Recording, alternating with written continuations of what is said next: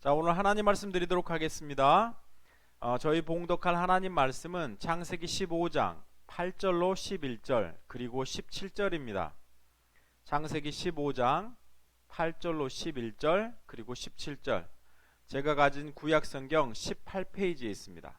창세기 15장 8절로 11절 17절입니다. 우리 짧으니까 우리 같이 한번 합독하도록 하겠습니다. 그가 이르되 주 여호와여, 내가 이 땅을 소유로 받은 것을 무엇으로 알리이까?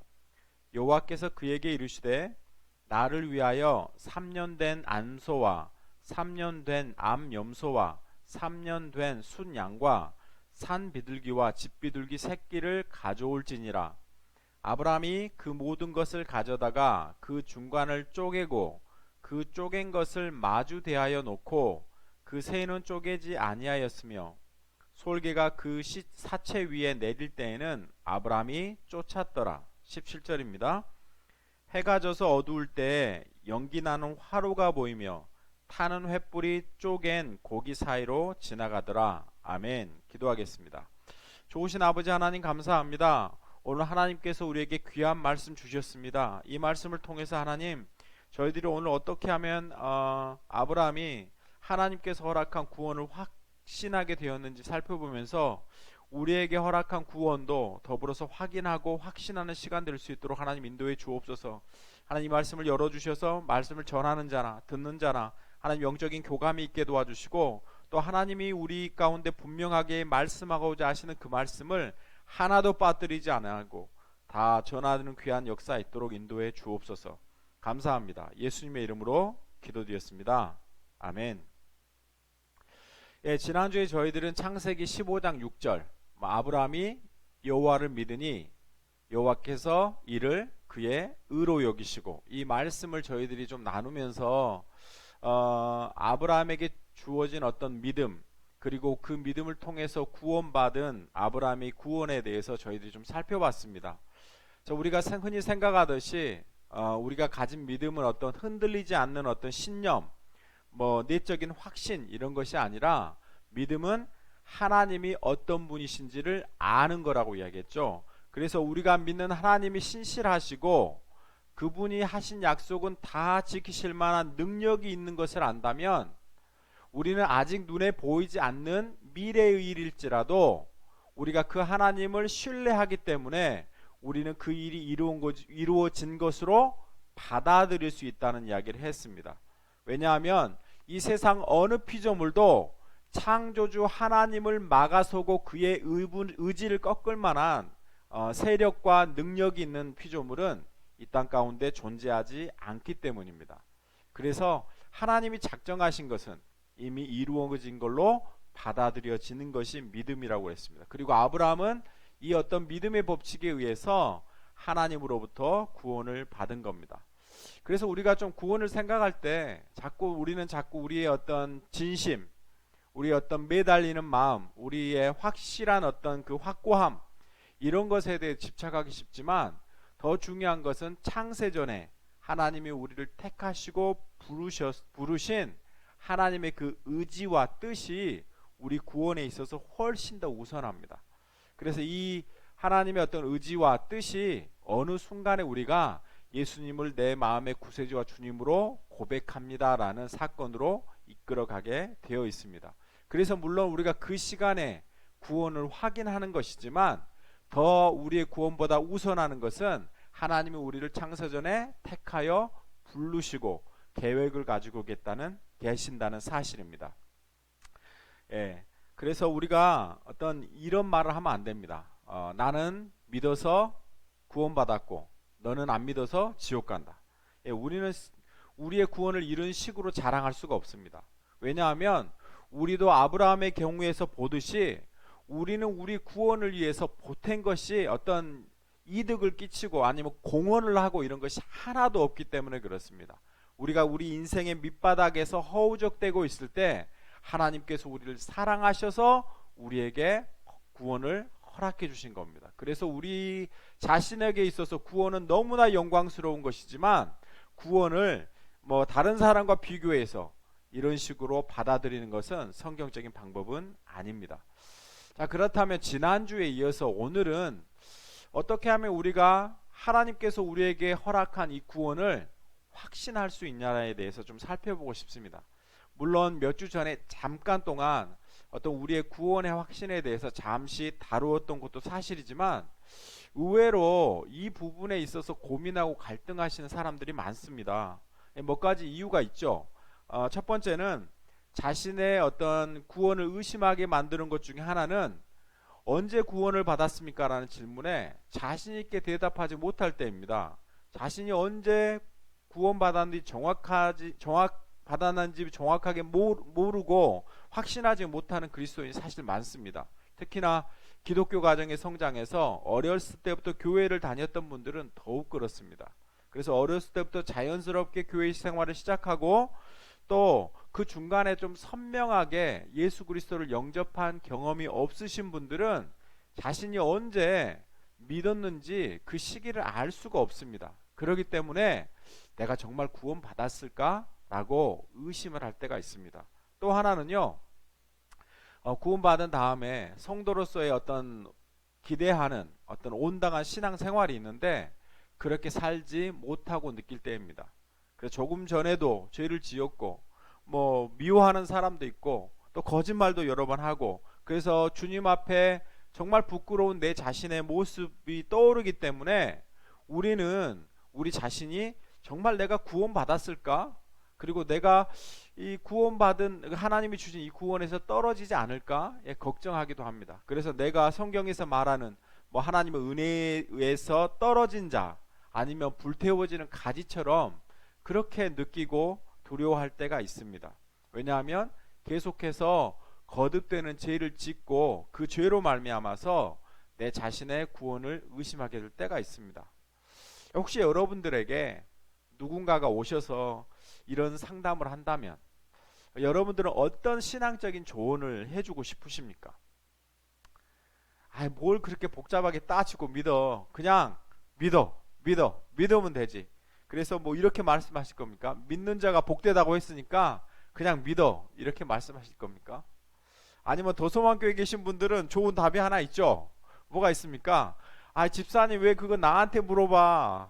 윤영 목사님한테 가서 물어봐. 그러면 알 텐데. 이렇게 대답하실 겁니까?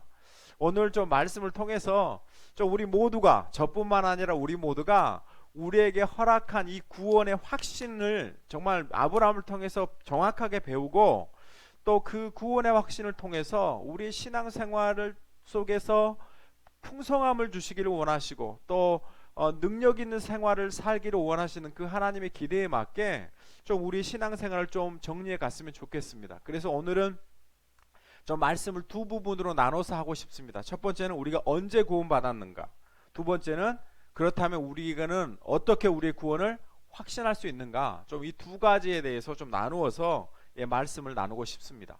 먼저 첫 번째 질문입니다. 누군가 저에게 언제 구원받으셨어요? 라고 묻는다면 저는 고등학교 2학년 어느 어떤 철야 예배에 참석했을 때 저는 구원받았어요 라고 말할 것 같습니다. 왜냐하면 그때 저는 예수님을 내 마음의 구세주와 주님으로 경험한 기억이 있습니다. 그런데 어떤 분이 재차 목사님 그때 진짜 구원받은 거 맞아요? 라고 물어본다면 저는 이렇게 말할 것 같아요. 저 확실히 잘 모르겠습니다. 그때 구원받았는지. 저는 사실 내가 언제 죽음에서 생명으로 어떤 옮겨졌는지 저는 모릅니다. 저는 내가 언제 어떻게 구원받았는지 사실 저는 몰라요. 하지만 구원받은 사실만큼은 확실하게 알 수 있습니다. 생일을 모른다고 해서 자신이 살아있다는 것을 의심하는 사람은 없습니다. 그렇지 않습니까? 여러분은 여러분의 생일을 언제 하셨습니까?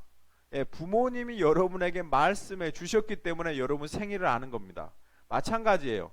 만약 제가 고아로 태어났다면 제 생일을 이야기해 줄 만한 부모님이 안 계시다면 저는 평생 내 생일이 정확하게 언제인지 모르고 살 겁니다. 하지만 내가 이 땅에서 복된 존재로 태어나서 살아가고 있다는 사실만큼은 우리는 부정할 수 없습니다.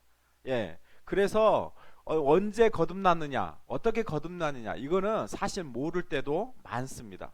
그래서 지난번에 말씀드렸던 것처럼 우리 요한복음 3장에 가시면 유대인의 관원인 니고데모란 사람이 나옵니다. 예수님과 대화하는 중에 그 사람이 이렇게 물어보죠. 선생님, 사람이 어떻게 거듭날 수 있습니까? 그때 예수님이 뭐라 이야기하시죠? 사람이 물과 성령으로 거듭나지 않으면 하나님 나라에 들어갈 수 없다, 이렇게 말씀하세요. 그래서 거듭나는 방법은 뭐죠? 물과 성령으로 다시 태어나는 겁니다. 그러면서 그 뒤에 8절에서 이런 비유를 통해서 성령으로 거듭나는 것이 무엇인지에 대해서 말씀하세요. 우리 8절 한번 읽어볼까요? 시작. 바람이 임의로 불매 내가 그 소리는 들어도 어디서 와서 어디로 가는지 알지 못하나니 성령으로 난 사람도 다 그러하니라.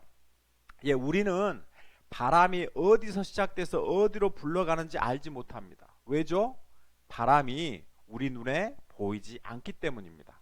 하지만 우리는 바람이 부는 소리를 듣고 아니면 나뭇가지가 흔들리는 것을 보면서 바람이 불고 있다는 것을 우리는 인식하게 됩니다. 마찬가지예요. 성령의 역사도 바람처럼 일하십니다. 성령은 언제 어떻게 우리를 거듭나게 하실지 우리는 알지 못합니다. 이것은 성령이 그분의 뜻대로 하시는 일이에요. 단지 우리가 알 수 있는 것은 예수 믿게 되면, 성령으로 거듭나게 되면 우리 안에 영적인 감각이 생겨나는 겁니다. 그래서 우리가 마치 바람 소리를 듣고 나뭇가지가 흔들리는 것을 보면서 바람이 불고 있다는 것을 느끼듯이 우리에게 그 전에는 없던 영적인 감각이 생겨서 영적인 세계를 지각할 수 있게 되는 겁니다. 일례로 그렇죠. 그 전에는 노래방 가면 아주 막 노래를 엄청 잘하시는 분들이 있어요. 근데 이분들이 교회에 오면 입을 딱 다물고 있어요. 왜냐하면 찬양이 안 돼요. 안 나와요. 그런데 어느 날 구원받고 은혜 받고 나면 찬양하기 시작하는 겁니다. 그리고 이 찬양을 하면서 심지어는요, 눈물까지 흘리는 것을 보게 됩니다. 왜 그렇죠? 영적인 감각이 살아나기 때문에 그래요. 어떤 분들은 그 전에는요, 뭐 말씀에 대해서 전혀 듣지 못합니다. 심지어는 이렇게 말하시는 분도 있어요. 저는 지금까지 누가 복음에 대해서 단 한 번도 이야기하거나 설교해 본 적을 들은 적이 없다고. 저는 뭐 이런 말을 들으면 목사로서 굉장히 뭐라 그러죠?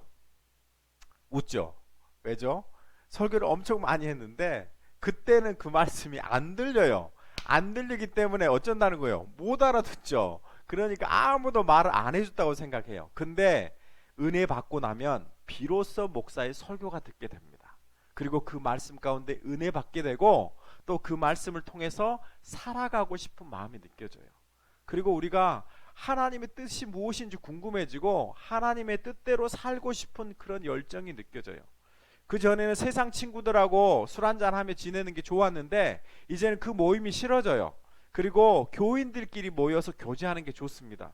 그리고 가끔씩 모여서 이야기를 나누다가 기도 제목을 나누다가 마음과 마음이 통하는 것을 느끼면 서로 얼싸안고 눈물 흘리며 기도하게 되죠. 이것들이 좋아진다고요. 왜 이게 가능하죠? 우리 안에 영적인 감각이 살아나기 때문에 이런 것들이 생겨나는 겁니다. 만약 성령의 역사가 없어서 우리가 구원받지 않았다면 우리는 이런 감각을 가질 수 없는 겁니다.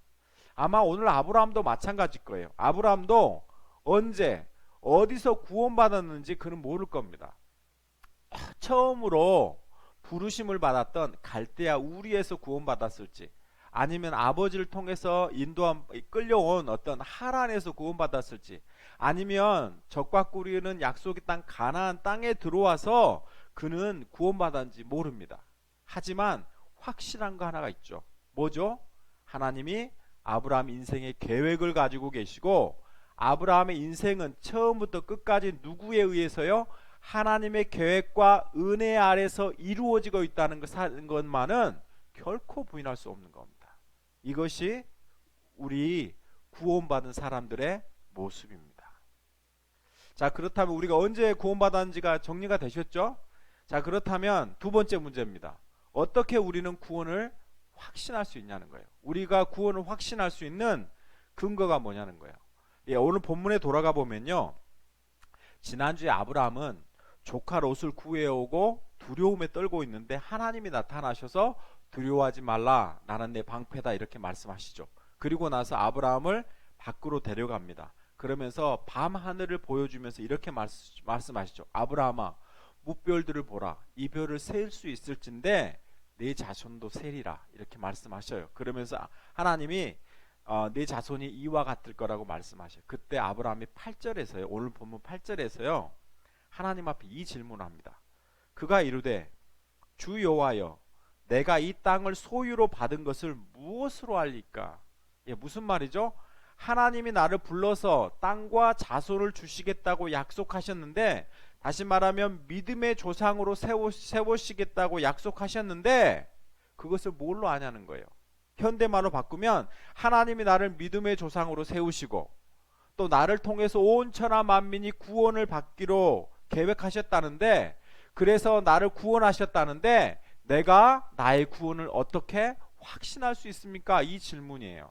이 질문에 대한 답을 9절과 10절에서 17절에서 이야기합니다. 우리 다 같이 한번 읽어볼까요? 여호와께서 그에게 이르시되 나를 위하여 3년 암소와, 발음이 좀 이상해요. 3년 된 암소와 3년 된 암염소와 3년 된 순양과 산비둘기와 집비둘기 새끼를 가져올지니라. 아브라함이 그 모든 것을 가져다가 그 중간을 쪼개고 그 쪼갠 것을 마주 대하여 놓고 그 새는 쪼개지 아니하였으며, 해가 져서 어두울 때 연기 나는 화로가 보이며 타는 횃불이 쪼갠 고기 사이를 지나가더라. 예, 이런 서약을 횃불 서약 혹은 뭐 저주 서약 이렇게 이야기합니다. 그래서 고대 근동 지방에서는요, 나라와 나라 사이에 아니면 개인과 개인 사이에 어떤 언약이나 어떤 계약을 체결할 때 이런 방법을 썼습니다. 암소, 암양, 뭐 암염소, 비둘기 이것들을 가져다 와서 잡아서 죽입니다. 그리고 이 재물을 이렇게 칼로 잘라서 두 동각이 내죠. 그리고 양쪽에다 이렇게 다 펼쳐 놓습니다. 그리고 계약을 맺는 당사자 두 사람이 그 사이를 왔다 갔다 합니다. 그래서 이 계약이 뭐죠? 만약 이 둘 중에 누군가라도 이 계약을 어긴다면 이 재물이 죽어서 쪼개지듯이 이 쪼개진 짐승처럼 죽임을 당할 거라는 이야기를 하는 겁니다. 다시 말하면 오늘 이 계약과 약속은 생명을 걸고 반드시 지킨다는 약속을 눈에 보이게 하고 있는 겁니다. 하나님이 아브라함에게 이런 어떤 횃불 서약, 저주 서약을 맺으세요. 근데 한 가지 특이한 점이 있습니다. 예, 특이한 점이 뭐냐면 17절이에요. 17절 한번 같이 볼까요? 시작. 해가 져서 어두울 때 연기 나는 화로가 보이며 타는 횃불이 쪼갠 고기 사이로 지나가더라. 이렇게 돼 있죠. 여기서 계약을 맺는 당사자는 누구죠? 하나님과 아브라함입니다. 그러면 이 쪼갠 고기 사이를 지나가는 사람은 누구여야 되겠어요? 아브라함과 하나님 두 사람이 지나가야 이 계약이 체결돼요. 근데 누구만 지나가죠? 오늘 여기 보십시오. 연기 나는 화로가 보이고 뭐가요? 타는 횃불이 쪼갠 고기 사이로 지나간다고 그랬어요. 여기서 타는 횃불이 뭡니까? 하나님의 임재, 즉 하나님을 상징합니다. 그래서 오직 하나님만이 이 쪼갠 고기 사이를 지나가고 아브라함은 지나가지 않습니다. 그러면 여기서 뭐가 강조되죠? 아브라함을 구원해서 믿음의 조상으로 세우고 온 천하 만민을 구원하시겠다는 이 하나님의 계획은 아브라함이 지키건 안 지키건 그것과 상관이 없이 누가 지키신다는 거예요? 하나님이 지키신다는 겁니다. 다시 말하면 아브라함의 믿음, 아브라함의 열정, 아브라함의 신실함, 이것에 기초하지 않고 하나님의 약속과 의지의 근거에서 이 구원의 역사가 이루어진다는 것을 역설적으로 말하고 있는 겁니다. 그래서 아브라함아, 내가 만일 이 약속을 어기면 나는 이 짐승처럼 쪼개질 거라, 이런 말을 하는 거예요. 하나님이. 물론 하나님이 뭐 이렇게 쪼개지기 시작하겠습니까? 쪼갤 만한 사람이 누가 있겠습니까만은, 말하자면 하나님이 자신의 뭘 걸고요? 생명을 걸고 이 약속을 지키시겠다고 아브라함에게 친히 약속하신 겁니다. 그래서 이 약속은 확실하다는 겁니다. 이 어떤 저주 서약 아니면 이 횃불 서약이 뭘 상징하는 것 같습니까? 그렇죠. 예수 그리스도의 십자가의 희생을 상징합니다. 그래서 하나님은 이 약속을 더욱 확실하기 위해서 소나 양이나 염소나 비둘기 이런 것이 아니라 자기 아들을 십자가에서 쪼개셨습니다. 그래서 이 약속을 지키기 위해서 하나님은 자신의 하나밖에 없는 아들을 찢어 쪼개기까지 십자가에서 죽으심으로 이 약속을 확증하셨다는 건 말을 하고 있는 겁니다. 그래서 로마서에서는요, 우리의 구원에 대해서 이렇게 이야기하죠. 로마서 3장 23절 24절. 모든 사람이 죄를 범하였음에 하나님의 영광에 이르지 못하더니 그리스도 예수 안에는 속량으로 말미암아 하나님의 은혜로 값없이 의롭다 하심을 받았느니라. 이렇게 말씀해요. 모든 사람이 죄를 범하였음에 이 세상에 의인은 없나니 하나도 없고 깨닫는 자도 없고 심지어 뭐요? 하나님을 찾는 자도 없습니다. 인간은 철저하게 타락하고 무능하고 부패하고 무지했다는 말입니다. 그래서 인간은 결코 스스로의 노력에 의해서 하나님의 영광에 이르지 못합니다. 인간에게는 스스로를 구원할 만한 능력도 의지도 그들 가운데 없다는 말을 하고 있는 거예요. 그래서 하나님께서 친히 하시는 일이 뭡니까? 24절. 그리스도 예수 안에 있는 속량으로 말미암아. 이게 뭐죠? 피 흘림의 제사입니다. 짐승을 쪼개는 뜻이 예수 그리스도를 쪼개서 하나님이 사람들에게 부어야 할 그 진노를 예수 그리스도 위에 부으셔서 그를 십자가에서 죽이시는 겁니다. 그리고 예수님의 그 피값으로 그 목숨을 대신해서 우리가 새 생명을 얻었다라고 이야기하는 겁니다. 그래서 우리는 아무런 이유나 조건 없이 오직 뭐에 의해서요? 하나님의 은혜로 값없이 의롭다 하심을 받았느니라. 그래서 성경은 우리가 받은 어떤 구원이 전적으로 십자가를 통해서 하나님이 이루시는 일이라는 말을 하고 있는 겁니다. 그래서 우리 구원을 이루는 방법이 뭐라는 거예요? 십자가라는 겁니다. 그래서 이 십자가의 은혜를 덧입지 않고 누구도 하나님 나라에 들어갈 수 없습니다. 그래서 십자가의 도가 멸망하는 자에게는 미련한 것이지만 구원은 우리에게는 뭐라고 이야기하죠? 하나님의 능력이라고 이야기합니다. 저주받아서 지옥에 가는 사람들은 십자가를 보면서 미련한 거라고 그럽니다. 하지만 구원은 우리에게는 뭐죠? 그 십자가가 우리를 구원하는, 하나님 앞에 죄인된 우리를 당당하게 세우는 능력이다라고 우리는 고백할 수 있는 겁니다. 그래서 우리의 구원은 오직 이 십자가의 희생을 통해서만 이루어질 수 있습니다. 그런데요, 제가 이렇게 십자가를 묵상하다가 보니까 이 십자가에는 두 가지 의미가 있어요. 하나는 제가 방금 설명했던 것처럼 죄를 용서하는 어떤 수단으로서, 방법으로서의 십자가입니다. 그래서 십자가는 죄인을 용서하시는 하나님의 방법이죠. 그래서 하나님이 죄인을 대신해서 그의 아들 예수 그리스도를 십자가에 죽이심으로 하나님의 모든 진노를 예수 그리스도 앞에 쏟아붓습니다. 그리고 예수 그리스도를 통해서 우리는 구원을 받습니다. 이게 바로 가장 일반적으로 이해하는 십자가의 은혜죠. 아멘. 또 하나의 중요한 의미가 있어요. 그게 뭐냐면 오늘 아브라함이 물었던 질문에 대한 대답입니다. 아브라함이 뭐라고 물어보죠? 하나님, 제가 어떻게 이 땅을 하나님이 내게 주신 것을 알 수 있을까요? 이 질문에 대한 답이에요. 다시 말하면 뭔 말입니까? 하나님, 제가 어떻게 구원받은 것을 확신할 수 있을까요? 이것에 대한 답으로 하나님 뭘 제시하세요? 십자가의 희생을 제시하고 있는 겁니다. 무슨 말이죠? 하나님이 아들을 죽이시기까지 하셔서 나에게 허락된 구원이라면 이 구원은 도저히 흔들 수 없다라는 말을 하고 있는 겁니다. 하나님이 그 아들을 죽여서 우리에게 구원을 주시기로 작성하셨다면 이보다 더 큰 구원의 근거는 우리에게 없다라는 말을 하고 있는 겁니다. 이게 바로 뭐가 돼요? 십자가 자체가 우리의 구원의 확신이 되는 겁니다. 그래서 십자가는 우리를 구하는 방법일 뿐만 아니라 우리의 구원의 확실한 증거예요. 십자가를 보면 하나님의 뭐가 보여요? 하나님의 의지가 보이죠. 내가 내 아들을 죽여서라도 너희를 구원하겠다라는 의지가 보이는 겁니다. 그래서 우리는 이 십자가 안에서 우리의 구원을 확신할 수 있는 겁니다.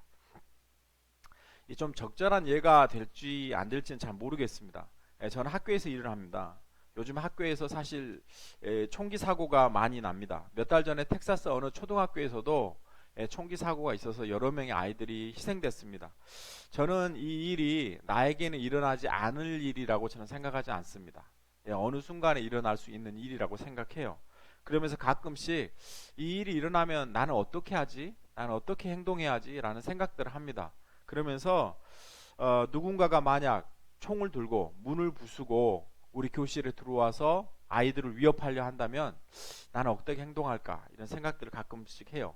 그러면서 내가 죽어서라도 우리 아이들을 좀 지켜내야지라는 생각들을 합니다. 그리고 자꾸 제 머릿속에 스스로 다짐해요. 나는 그렇게 해야겠다.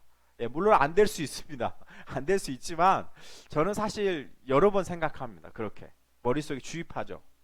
그런데 만약 이 일이 제 아들과 제 딸에 일어났다고 한번 생각해 보십시오. 이건 뭐 머리로 생각하고 뭐 고민할 따질 이유가 없죠. 뭐라고 이야기하죠? 나는 죽어도 좋으니까 우리 아이들 살려달라고 그럴 겁니다. 총기 든 사람들에게 빌어서라도 나는 아무렇게 해도 좋으니까 이 애들만이라도 밖으로 나가게 해달라고 이야기합니다. 뭐죠? 자식은 부모에게 있어서 생명보다 더 중요한 겁니다. 내가 죽더라도 자식이 살 수만 있다면 부모는 그 선택을 하지 않습니까? 하나님이 뭐라고 이야기하시죠? 하나님은 자신의 가장 귀한 아들을 누구를 위해서요? 우리를 위해서 십자가에서 죽이셨습니다. 이것보다 더 확실한 구원의 근거가 있으면 대보십시오. 이보다 더 확실한 구원의 근거는 없습니다. 전지전능한 하나님이 우리를 구원하기 위해서 그 아들까지 죽이셨다면 이보다 더 확실한 구원의 확신은 없는 겁니다. 그래서 우리가 우리의 구원을 확신할 수 있는 이유는 이 십자가의 사건 때문에 그랬습니다. 하나님이 예수 그리스도 그 아들을 죽이셔서 나에게 허락된 구원이라면 이 구원은 절대 실패하지 않습니다. 하나님은 무슨 일이라도 하셔서 우리에게 허락된 구원을 이루어 가실 겁니다. 아브라함은 우리가 아는 대로 믿음의 조상으로 세우심을 받습니다. 저희들도 아브라함처럼 믿음의 조상으로 세우심을 받을 겁니다. 왜죠? 예수 그리스도의 십자가 때문에 그렇습니다. 하나님이 우리에게 구원을 허락하기 위해서 그 아들까지도 우리에게 죽이셨다면 하나님은 우리가 믿음으로 조상으로 세워질 때까지 우리를 포기하거나 그 계획을 멈추시지 않을 겁니다. 그래서 지난주에 제가 읽었던 구절, 윤 목사가 제일 좋아하는 구절, 오늘 좀 힘있게 다시 한번 읽어보겠습니다. 정말 선포하듯이 힘있게 로마서 8장 38절 39절 같이 읽습니다. 시작. 내가 확신하노니 사망이나 생명이나 천사들이나 권세자들이나 현재일이나 장래일이나 능력이나 높음이나 깊음이나 다른 아무 피조물이라도 우리를 우리 주 그리스도 예수 안에 있는 하나님의 사랑에서 끊을 수 없으리라. 아멘. 이것이 저희가 구원받은 근거입니다. 구원의 확신이죠. 말씀을 맺죠. 우리의 구원은 누구에게 있습니까? 우리의 구원은 내 스스로의 어떤 믿음과 어떤 믿고자 하는 의지에 있지 않습니다. 우리의 구원은 하나님의 계획과 선택에 있고 하나님은 우리의 구원을 이루시기 위해서 그 아들을 십자가에서 쪼개어 죽이셨습니다. 그 예수 그리스도의 희생을 통해서 우리가 죄 용서받고 그 예수 그리스도의 희생이 오늘 내가 나의 구원을 확신할 수 있는 이유가 된다는 겁니다. 앞으로 누군가 언제 구원 받으셨어요? 말도 헷갈리네요. 언제 구원 받으셨어요? 라고 물어보면 자신 있게 뭐라고 이야기하실 겁니까? 여러분이 신앙 고백한 날을 이야기하십시오. 근데 여러분의 신앙 고백한 날이 잘 모르겠으면 뭐라고 이야기하죠? 잘 모르겠어요. 이렇게 이야기하세요. 그러면 그렇게 물어볼 겁니다. 아니 언제 구원받은지도 모르면서 어떻게 구원받으셨다고 확신하십니까? 그럼 뭐라고 이야기하죠? 하나님이 그 아들 예수까지 나를 위해서 십자가에서 죽이셨습니다. 더 이상 뭐가 필요합니까? 이렇게 대답하시면 됩니다. 여러분이 좀 제 설교를 듣다 보면 좀 그런 생각을 들 겁니다. 윤 목사 굉장히 구원에 좀 집착한다. 그렇죠. 제가 굉장히 구원에 대해서 많이 집착하죠. 아마 그런 느낌을 받을 정도로 제가 어떤 구원에 대해서 자주 언급합니다. 왜냐하면 제가 중고등학교 때 정말 열심히 신앙생활했습니다. 주일 예배 빠지면 지옥 가는 줄 알고 정말 주일 예배, 수요 예배, 금요 철야 예배, 토요일 학생 예배 주일 밤 예배, 교회에서 하는 모든 어떤 예배와 활동들은 정말 열심히 참석했습니다. 그런데 문득 제 스스로를 돌이켜보면서 너무너무 제가 받은 구원이 불안했어요.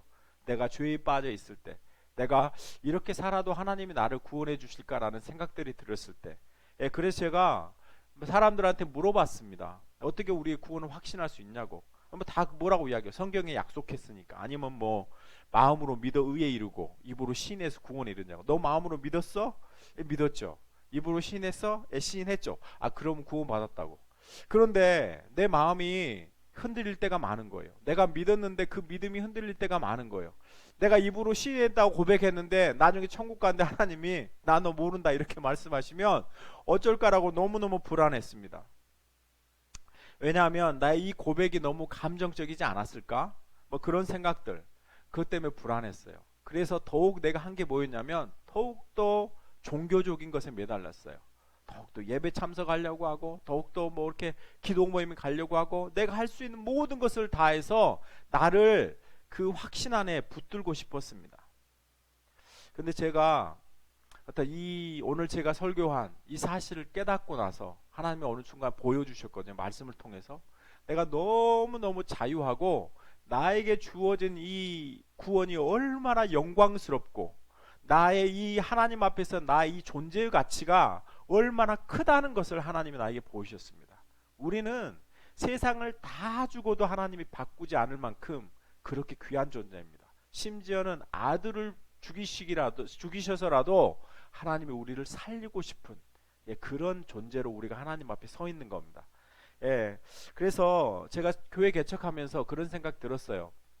우리 도소만 교회가 잘 됐으면 좋겠다. 물론 그런 생각도 있지만 제가 한 어떤 설교들을 통해서 좀 성경을 바로 해석하고 또 설교해서 다른 사람들이 유튜브를 통해서 나의 설교를 듣고 그들의 어떤 신앙적인 고민들을 해결하고 나처럼 나에게 허락된 구원이 얼마나 영광스럽고 내가 하나님 앞에 선택받고 하나님의 계획 안에 있다는 것을 깨닫고 그들의 삶을 정말 주 앞에 헌신하고 또 신앙생활의 어떤 그런 풍성함을 누리며 살아갔으면 좋겠다라는 어떤 기대감을 가지고 제가 설교를 전하고 있습니다. 제 주위에 이런 어떤 고민들을 하고 계신 분들이 있으면 제 설교 링크를 나눠주십시오. 그래서 이 말씀을 듣고 그들도 정말 우리처럼 하나님의 허락한 그 확실한 어떤 믿음과 구원의 근거 위에 좀 신앙생활을 했으면 좋겠습니다. 제가 이번에 어떤 휴스턴 한인교회 가서 알곡과 가라지 설교를 했지 않습니까? 많은 부분들이 피드백을 주셨어요. 근데 그 피드백 중에 가장 많은 게 뭔 줄 아십니까? 뭐였을 것 같습니까? 목사님, 저는 지금까지 가라지라고 신앙생활을 했어요. 그렇게 신앙생활 할 때가 많았어요. 그런데 목사님 말씀 듣고 나니까 내가 확실하게 가라지가 아니라 알곡이라는 걸 알게 됐어요. 이건 사실 기본 중에 기본인데 이 기본 중에 기본도 헷갈리시면서 신앙생활 하고 계셨다는 거에 대해서 제가 굉장히 마음이 아팠습니다. 우리는 누가 뭐래도 하나님이 뿌리신 알곡입니다. 우리는 누가 뭐래도 천국에 갈 것입니다.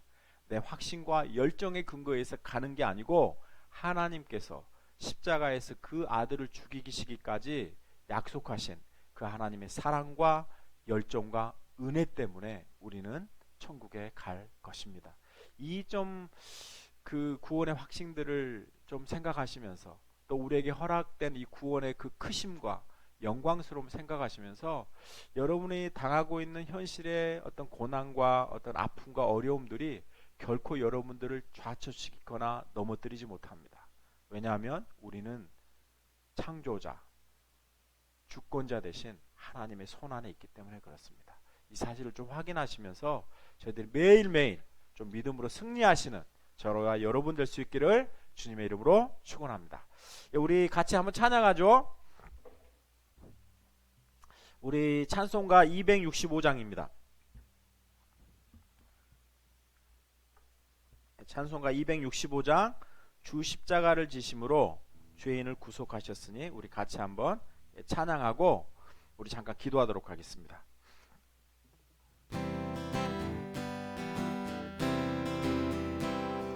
주 십자가를 지심으로 죄인을 구속하셨으니 가셨으니 그 피를 보고 믿는 자는 주님의 진노 면하겠네.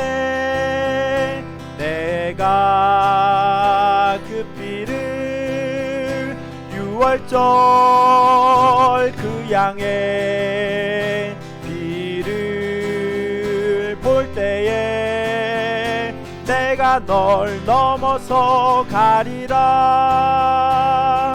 흉악한 죄인 괴수라도 예수는 능히 구원하네.